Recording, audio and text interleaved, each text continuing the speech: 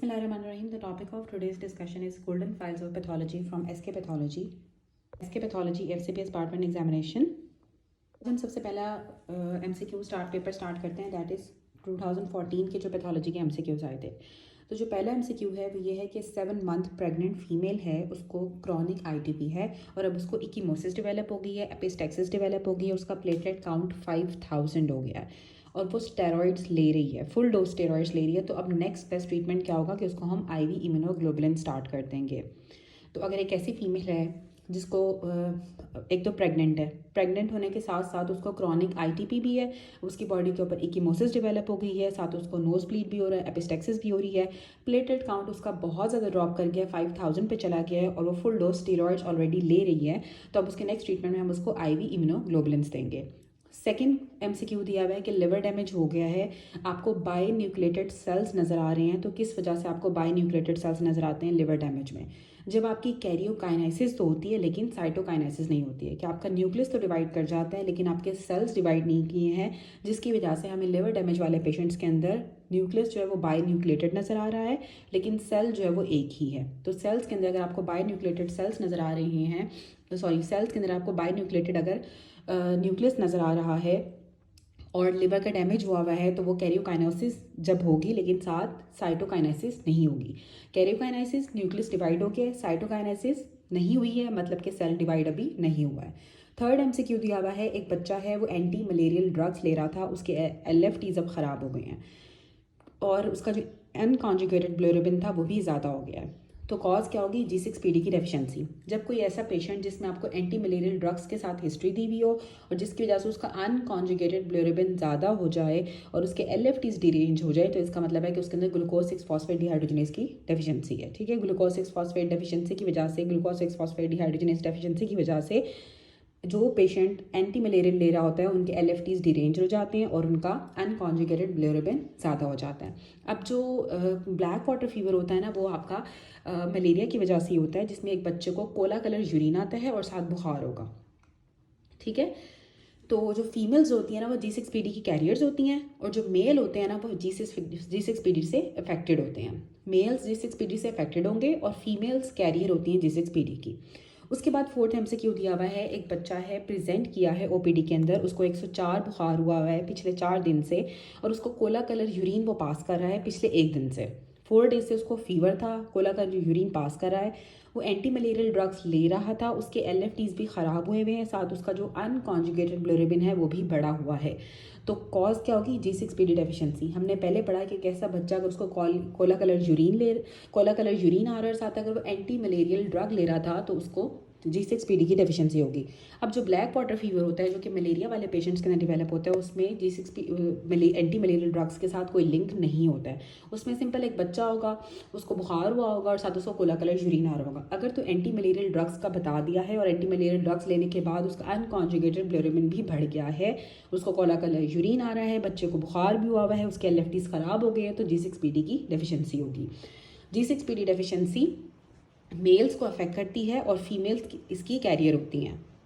पूछा हुआ है कि कौन सा MCQ 5 है कि कौन सा ऐसा कैंसर है जिसकी बहुत अच्छी प्रोग्नोसिस होती है। तो जो CML होता है क्रॉनिक माइलॉइड ल्यूकीमिया होता है, इसकी प्रोग्नोसिस सबसे ज़्यादा अच्छी होती है और सेकंड पे आपका जो एक्यूट लिम्फोब्लास्टिक ल्यूकीमिया है ALL की प्रोग्नोसिस अच्छी होती है। तो अगर CML का ऑप्शन होगा आपने वो करेक्ट करना है, अगर CML नहीं दिया हुआ तो फिर आपने ALL को करेक्ट करना है कि जो ALL की अच्छी प्रोग्नोसिस होती है। अब जो फिलाडेल्फिया क्रोमोसोम है, जो फिलाडेल्फिया क्रोमोसोमल ट्रांसलोकेशन होती है जिसको हम 922 ट्रांसलोकेशन होती है, वो आपकी किस में होती है? वो क्रॉनिक माइलॉइड ल्यूकीमिया के अंदर होती है। क्रॉनिक माइलॉइड ल्यूकीमिया के अंदर Philadelphia chromosomal translocation 922 translocation chronic myeloid leukaemia के अंदर होती है। नेक्स्ट MCQ दिया हुआ है MCQ नंबर 7, जो क्रॉनिक माइलॉइड ल्यूकीमिया होता है उसमें कौन सी क्रोमोसोमल एबनॉर्मलिटी होती है? तो जो CML होता है क्रॉनिक माइलॉइड ल्यूकीमिया के अंदर 922 ट्रांसलोकेशंस होती है जिसको हम फिलाडेल्फिया क्रोमोसोम कहते हैं और जो CML होता है इसकी प्रोग्नोसिस भी सबसे अच्छी होती है। उसके बाद क्वेश्चन नंबर 8 है, पास पॉजिटिव ऑर्गेनिज्म कौन से होते हैं? फंजाई आपका पास पॉजिटिव ऑर्गेनिज्म है। अब जो पास पॉजिटिव ऑर्गेनिज्म होते हैं ना, ये क्या होते हैं? जो पास होता है ना वो आपका डेमोन्स्ट्रेट करता है पॉलीसेक्राइड सेलुलोज को और काइटिन को, जो कि फंजाई की सेल वॉल के अंदर होता है। लेकिन कुछ ऐसे बैक्टीरिया हैं जैसे कि ट्रोफिलेमा वेपिलाए जो कि विपल्स डिजीज़ कराता है, वो भी पास पॉजिटिव होता है। तो जो ट्रोफिलेमा वेपिलाए है वो पास पॉजिटिव होता है और वो विपल्स डिजीज़ कराता है। वैसे फंजाई के सेल वॉल जो होती है उसमें काइटिन होता है और जो पॉलीसेक्राइड कैप सेलुलोज होता है वो आपके पास को डेमोन्स्ट्रेट कर रहा होता है। इसी वजह से आपका पास पॉजिटिव स्टेन आता है फंजाई का, काइटिन की वजह से और पॉलीसेक्राइड सेलुलोज की वजह से। लेकिन बैक्टीरियाज के अंदर ट्रोफिलेमा वेपिलाए भी आपका पास पॉजिटिव होता है। एमसीक्यू इस के ऑस्टियोमाइलाइटिस जो डेंटल प्रोसीजर्स का होता है वो स्टाफ ऑरियस की वजह से होता है। जो स्टाफिलोकोकस ऑरियस होता है वो ऑस्टियोमाइलाइटिस कराता है डेंटल प्रोसीजर्स के बाद। अगर किसी पेशेंट ने डेंटल प्रोसीजर कराया हो और उसके बाद अगर उसको ऑस्टियोमाइलाइटिस डेवलप हो जाएगा तो स्टाफ ऑरियस की वजह से होता है।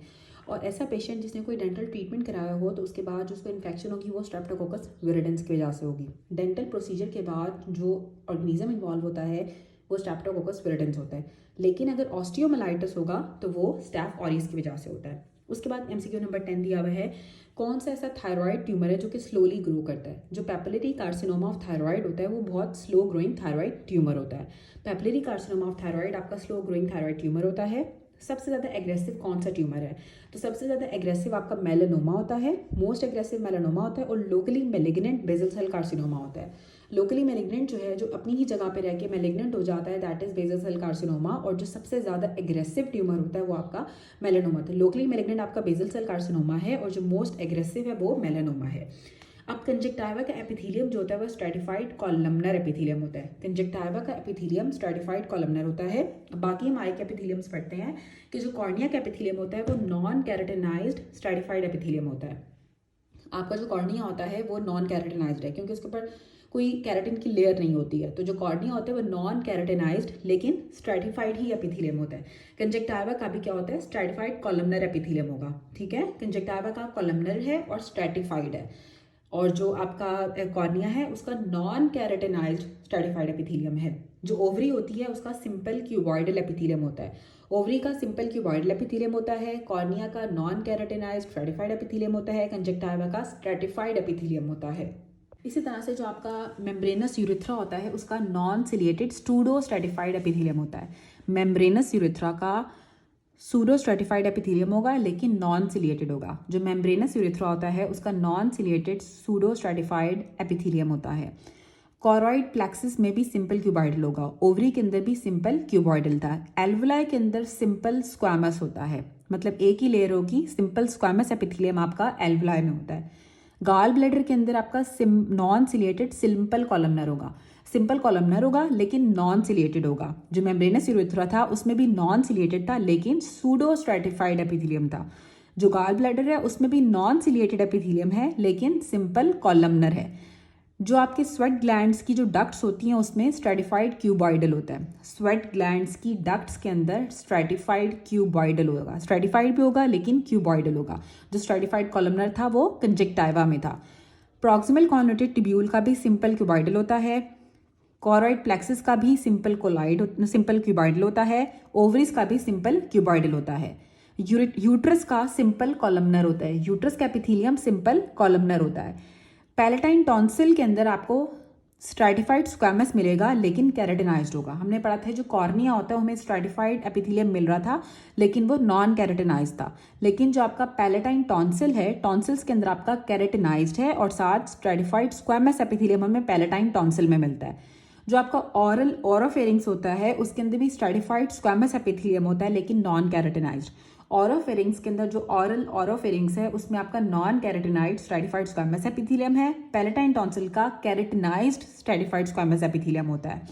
अगला दिया हुआ है यहाँ पे एमसीक्यू के pseudo stratified columnar ciliated epithelium trachea में होता है। ट्रेकिया का जो एपिथेलियम होता है वो सूडो स्ट्रेटिफाइड होता है, कॉलमनर होता है और सीलिएटेड होता है। ट्रेकिया के अंदर सीलिया होते हैं तो सीलिया होंगे, सीलिएटेड होता है, सूडो स्ट्रेटिफाइड कॉलमनर एपिथेलियम होता है ट्रेकिया के अंदर। ऑर्गन जिसके अंदर आपको क्यूबॉइडल एपिथेलियम मिलता है और फिल्ड होता है विद फॉलिकल। ठीक है, तो थायराइड ग्लैंड के अंदर क्या होते हैं कि आपको क्यूबॉइडल एपिथेलियम मिलेगा और साथ उसके फॉलिकल्स होते हैं दैट इज थायराइड ग्लैंड। ठीक है, फिल्ड होता है क्यूबर्डल एपिथेलियम होगा, जो फिल्ड हुआ होगा फॉलिकल बनाएगा, वो हमें थायराइड ग्लैंड के अंदर मिलता है। जो फ्री रेडिकल्स होते हैं आयनाइजिंग रेडिएशन से, वो अपना मेन इफेक्ट करते हैं आपके डीएनए ऑफ द सेल के ऊपर। Ionising radiations free radicals produce करती हैं जो आपके डीएनए को डैमेज कर देते हैं। तो जो आयनाइजिंग रेडिएशन है वो फ्री रेडिकल्स प्रोड्यूस करती हैं जिनका मेन इफेक्ट होता है डीएनए ऑफ द सेल पे। अल्ट्रावायलेट रेज की वजह से कैटरैक्ट डेवलप हो जाता है। यूवी रेज की वजह से, अल्ट्रावायलेट रेज की वजह से कैटरैक्ट डेवलप हो जाता है। मोस्ट इंपॉर्टेंट मेलिग्नेंसी के लिए मेटास्टेसिस होती है। न्यूक्लियर टू साइटोप्लाज्म रेशियो और इन्वेजन से भी ज़्यादा जो इंपॉर्टेंट चीज़ है ना, वो सबसे ज़्यादा मेलिग्नेंसी के लिए मेटास्टेसिस इंपॉर्टेंट होती है। रिमेंबर कि जो मेलिग्नेंसी के लिए सबसे ज़्यादा मेटास्टेसिस इंपॉर्टेंट है, सेकंड पे इन्वेजन इंपॉर्टेंट है और थर्ड पे न्यूक्लियर टू साइटोप्लाज्म रेशियो होती है। तो मेलिग्नेंसी के लिए सबसे ज़्यादा जो इंपॉर्टेंट चीज़ है ना, वो आपकी मेटास्टेसिस होती है। मेलिग्नेंसी के लिए फर्स्ट सबसे ज़्यादा जो इंपॉर्टेंट चीज़ है वो आपकी मेटास्टेसिस है, सेकंड पे इन्वेजन है और थर्ड पे आपकी न्यूक्लियर टू साइटोप्लाज्म रेशियो होती है। ऑर्गेनिज्म जिसकी जिम्सा स्टेनिंग नहीं होती है दैट इज माइकोबैक्टीरियम लेप्राई, क्योंकि वो एसिड फास्ट बैसिलस है, ठीक है। तो जो जिम्सा स्टेनिंग नहीं होती है माइकोबैक्टीरियम लेप्राई की, जिम्सा स्टेनिंग नहीं होती है माइकोबैक्टीरियम लेप्राई की, माइकोबैक्टीरियम लेप्राई की जिम्सा स्टेनिंग नहीं होती है क्योंकि वो एसिड फास्ट बैसिलस है।